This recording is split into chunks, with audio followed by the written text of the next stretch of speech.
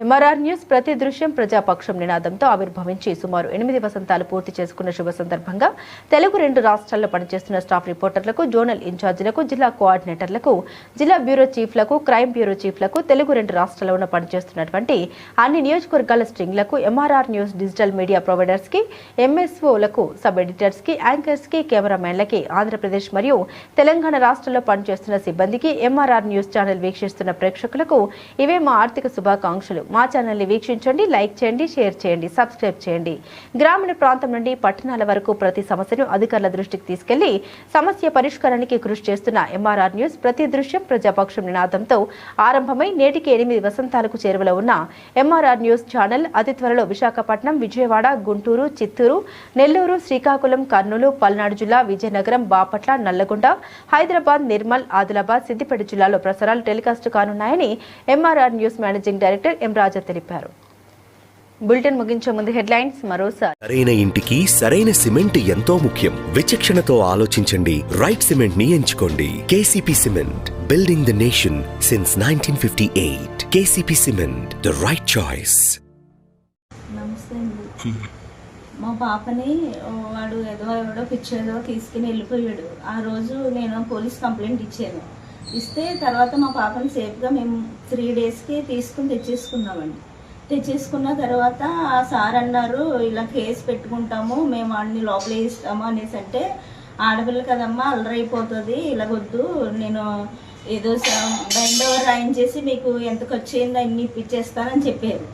చెప్తే అయితే మా పాప అల్లరవడం కూడా నాకు ఇదిగా అనిపించి నేను అన్నాను, మా పాప చెవులీలు, చైను అవన్నీ డబ్బులు తీసుకుని వెళ్ళిపోయాడు కదండి, ఒక 2 లక్షల వరకు అయినాయి. నేను పాపను తెచ్చుకోవడానికి కార్లు ఛార్జెస్ ఇవన్నీ, మరి ఇన్ని డబ్బులు నేను నష్టపోయాను కదా, ఆ డబ్బులన్నా ఇప్పించండి, నాకు గట్టిగా బైండ్ ఓవర్ రాయించండి అని చెప్పాను.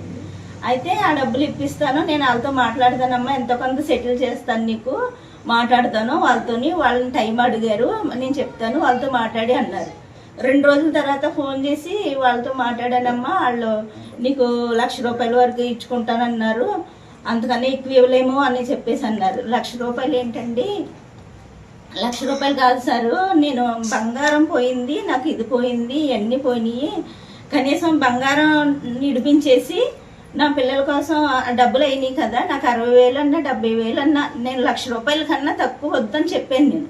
అలా కాదమ్మా, వాళ్ళు ఎంత ఇచ్చుకోలేని అంటున్నారు, 2 రోజులు టైం అడిగారు, నీ చెవులు ఇప్పించేస్తాను, చైన్ ఇప్పించేస్తాను, కనీసం 50,000 ఇస్తాను అంటున్నారు అని మళ్ళీ ఒకసారి అన్నారు. 50,000 ఏంటి సారు, నాకు ఛార్జెసే ఇన్ని, 2 రోజులు కార్లు వేసుకుని తిరిగాను, బంగారం పోయింది, బంగారం పోగొట్టేశారు, చెవులీలు బంగారం నాకు మా పాప గిఫ్ట్గా ఇచ్చుకున్నానండి, ఆ గిఫ్ట్ చెవులీలు, చైను ఇవన్నీ కలిపితేనే బోల్ డబ్బులు అవుతాయి అంటే నేను మాట్లాడతానమ్మా. నిన్న సాయంత్రం కూడా మాట్లాడాం, మా తమ్ముడితో మాట్లాడిస్తే సార్ ఇంకా ఫోన్ చేయలేదు, ఏమైంది ఏంటి అక్క అనేసి అంటే, నేను మళ్ళీ మా తమ్ముడు ఫోన్ చేసి మాట్లాడితే నేను సెలవులో ఉన్నాను, ఆయన చైతన్య సార్ చెప్పాను, ఆయన బైండ్ ఓవర్ రాస్తున్నారు, మీకు కావాల్సింది వాళ్ళు అంత ఇచ్చుకోలేని అంటున్నారు, వాళ్ళు లేనోళ్లే కదా, ఒక 70,000 ఎంత ఇప్పిస్తాను, ఈరోజు రండి మీరు అని చెప్పేసి చెప్పారండి. నేను ఆ సార్ ఫోన్ కోసం చూస్తున్నాను, సాయంత్రం లోపు ఫోన్ చేస్తారు కదా, వెళ్దాం కదా అనేసి స్టేషన్కి వెళ్ళేసరికి మీరు ఇక్కడ ఆ సార్ లేరు, అది ఇది మీరు వెళ్ళిపోండి అని చెప్పేసి వాళ్ళు ఇది చేస్తుంటే ఏంటి ఏమైందంటే, ఇలా సార్ ఏసీబీ ఇది అనేసి అంటున్నారు. ఏసీబీ ఇది చేయడం వల్ల నాకేం అర్థం కావట్లేదు, ఏంటి మాకు మా కోసం ఇంత కష్టపడి ఇలా చేశాడు సారు, ఈసారిని ఏసీబీ వాళ్ళు ఇలా చేయడం ఏంటి, ఒక అమ్మాయికి న్యాయం చేయాలని అతను కనీసం 2 లక్షలు కానించి ఇంత కానించి ఇంత కానించి కనీసం నేను సారు ఆడు డబ్బులు నాకెందుకు, కనీసం నా డబ్బులు నాకు వచ్చాయి, నేను నష్టపోయిన డబ్బులన్నీ ఇప్పించండి సారు, నాకు వెనకాల నాకు పిల్లలతో 4 పిల్లలతో ఉంటున్నాను, నేను సింగిల్ పేరెంట్ని, నేను అవన్నీ ఖర్చులు పెట్టుకుని నేనంతా అప్పు చేసుకుని వాళ్ళ దగ్గర చేసుకుని తెచ్చుకున్నాను, అవన్నీ ఇప్పించండి సార్ అన్నాను. నేను కనీసం 70,000 వరకు ఇప్పిస్తానమ్మా నేను చెప్పేసి అన్నారు. ఆ 70,000 ఇప్పిస్తారు, చెవులీలు ఎవరో కానిస్టేబుల్ పంపించి నీకు అయ్యే చెవులీలు కావాలంటే నేను పంపిస్తానమ్మా రాజమండ్రి, లేదంటే నీకు కొత్త చెవులీలు అన్నా సేమ్ ఎలా పంపిస్తాను, మీ పాప చెవులీలు ఉంటే ఫోటో పెట్టమని అడిగారు. తాకట్లో పెట్టానన్నాడండి వాడు. ఆ రాజమండ్రి నుంచి అవి రప్పిస్తానన్నారు, లేదా అవి లేవు అంటే కనుక సేమ్ అటువంటి చేంజ్ ఇప్పించేస్తానని కూడా చెప్పారండి.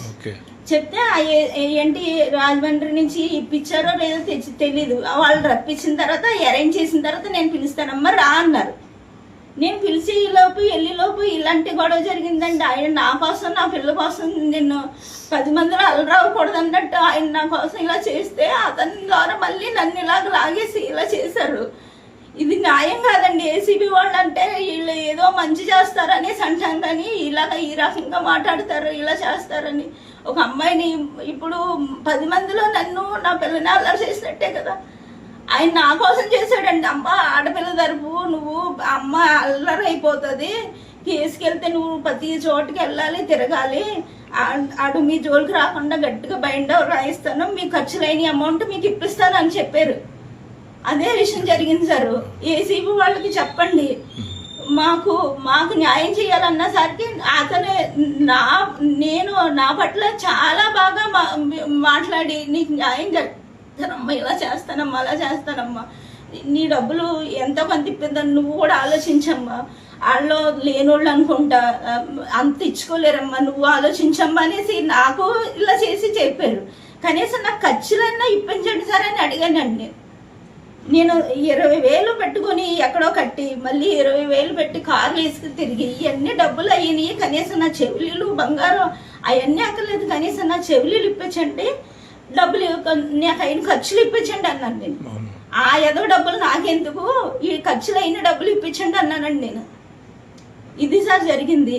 ఇంత రాంగ్గా అలాగా బిహేవ్ చేసేసి అతను కావాలని చేశారు సార్. అతను అంత డబ్బులు నాకే డబ్బులు నా పిల్లల చెవులీలు అమ్మేసి డబ్బులు కట్టలేని ఎదవా అలా చేశాడంటే ఎంత దారుణం అంటాడు. కావాలని ఎవరు వెనకాల ఉంటే అలా చేయిస్తున్నారండి. ఏసీబీ వాళ్ళకి చెప్పండి సార్, అతను మా పట్ల న్యాయం చేయాలని చేసిన అతనికి ఇలా అన్యాయం జరిగితే నాకు మార్నింగ్ నుండి కూడా నాకు మనసు బాగాలేదండి. అసలు కారణం ఏంటి ఇలా చేయడం ఏంటి? అతను నా కోసం ఎంతో పోరాడాడు ఇన్ని రోజుల నుండి. నేను వచ్చి వెళ్తుంటే మీరు ఎందుకంటే అంత అలా తిరుగుతున్నారు, నేనే ఫోన్ చేస్తాను, ఫోన్ చేసినప్పుడు వద్దురు కానీ అనేసి ఎంతలా చెప్పేవారండి ఆయన. నువ్వు కూడా చెప్పు. మీ అమ్మగారు చెప్పింది అంతా వాస్తవేనా?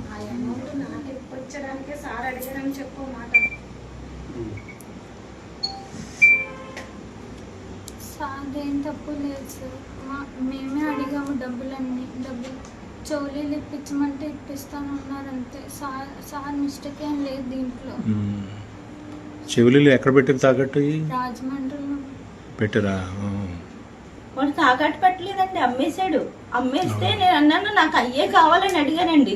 అయ్యే కావాలంటున్నారు కదమ్మా, ఆ షాప్కి పంపిస్తాను, రప్పిస్తాను, లేవంటే కనుక సేమ్ అలాంటివి చేయించమని చెప్తాను, ఫోటో పెట్టండి అని అడిగారు.